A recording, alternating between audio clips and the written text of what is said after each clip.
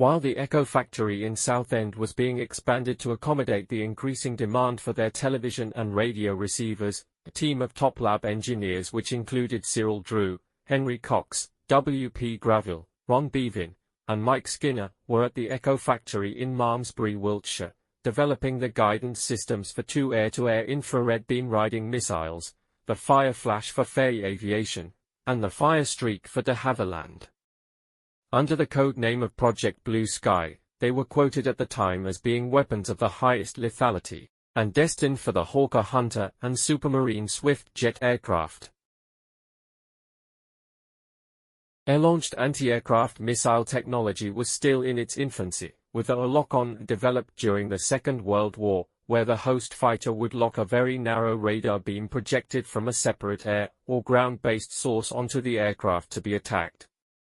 After it was launched, the semi-active radar homing missile could follow radar signal, adjusting its trajectory as needed, and fly along the beam until the missile's warhead was detonated upon impact with the target.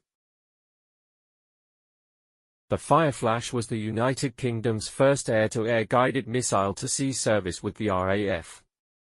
They had a pair of booster motors attached either side of the front of the missile, which burned for 2 seconds upon its launch to accelerate it up to Mach 2. Canted nozzles enabled the missile to roll about its axis in order to even out any asymmetric thrust, and when the boosters had expired, an explosive release unit fired, causing them to separate, and the missile's control surfaces were unlocked. The free-coasting missile then cancelled its stabilization roll and gathered itself into the guiding beam, which it followed to the target. It had an effective range of 3,500 yards, which is just under 2 miles.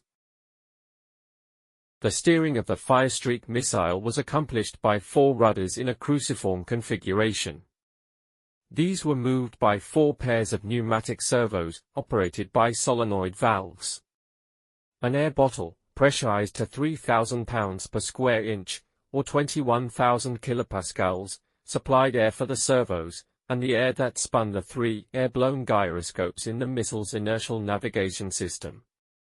A high-pressure air supply from the aircraft was also required to spin the gyros before the missile was launched. EKCO was also contracted by the Royal Aircraft Establishment to produce miss-distance indicators for guided weapons, or projectiles fired air-to-air, ground-to-air, or sea-to-air against towed, self-propelled or drone practice targets.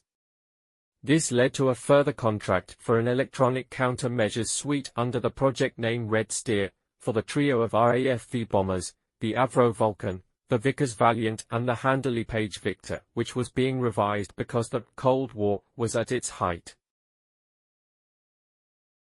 To keep up with advanced Soviet technology, one part of the ECM suite was the requirement for a tail warning radar, and to keep costs to a minimum, it was a conversion of a previously used air interception Mark 20, codenamed Green Willow.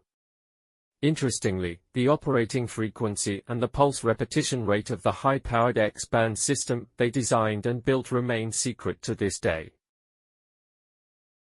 The AI-20 team was headed by Sirell Drew, and supported by P Graville, Ron Beavin, Henry Cox, Mike Skinner, John Radlett, Ted Smith and Ian Walker.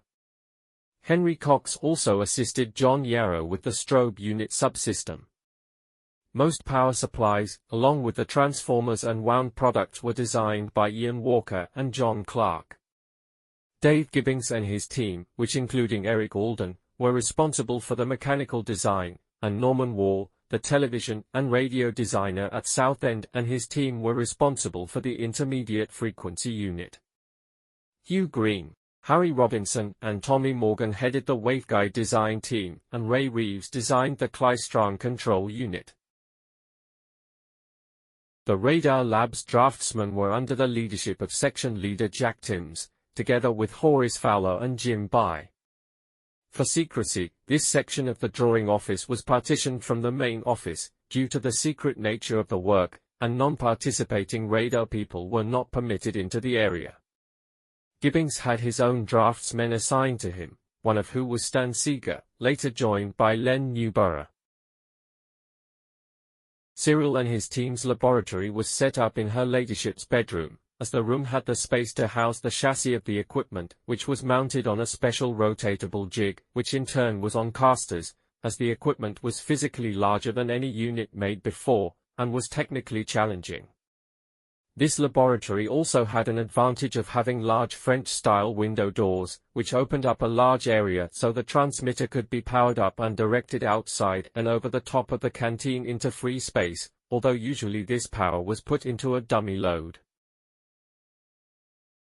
By January 1958, the unit was ready for trials, and while the associated manuals are still restricted under the Official Secrets Act, they will be made publicly available in 2024.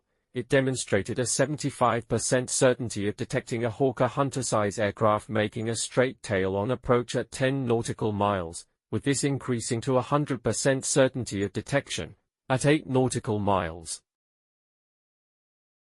The system was normally operated in the standby mode during operations to avoid emitting any radar signal, and only switched on to indicate that the aircraft was being scanned by hostile airborne radar. Red steer was fitted to the aircraft along with chaff dispensers, a radar warning receiver, and jammers. 28 Vulcan B-1s were converted in this fashion, becoming B-1As, from 1959 to 1963. And these and the future B-2 models are clearly discernible thanks to the ECM gear in the tail cone. It remained in frontline service until the late 1960s, when the RAF changed their policy on high-level penetration from experiences learned from the United States Air Force in Vietnam, where high-altitude Boeing B-52s were being downed by missiles, and the new doctrine was to be low-level, which meant that the whole of the ECM suite on the V-bombers had to be updated. This meant designing a new fully line-of-sight scanner, and a new indicator unit with a raster scan, a 150-degree azimuth sweep and a plus 25-degree beam tilt, which meant that a large section of sky behind the aircraft could be scanned. The subsequent ARI system had a long service life and remained for as long as the V-bombers were flying. The unit was flown to the Falklands in Vulcan bombers XM607, with XM597 and XM598, as part of Operation Blackbuck in 1982, but the unit failed during the mission due to the casing losing pressurization because of the long flight, which at over 15 hours, by far exceeded its design parameters. It later saw service again during the First Gulf War in 1992, flying in the tail of the Handley Page Victor air-to-air refueling aircraft, but by that time, the radar system was older than most of the aircrew. Not bad for a valve system, which not only showed the soundness of the design, but also the quality of the workmanship from the team at EKCO.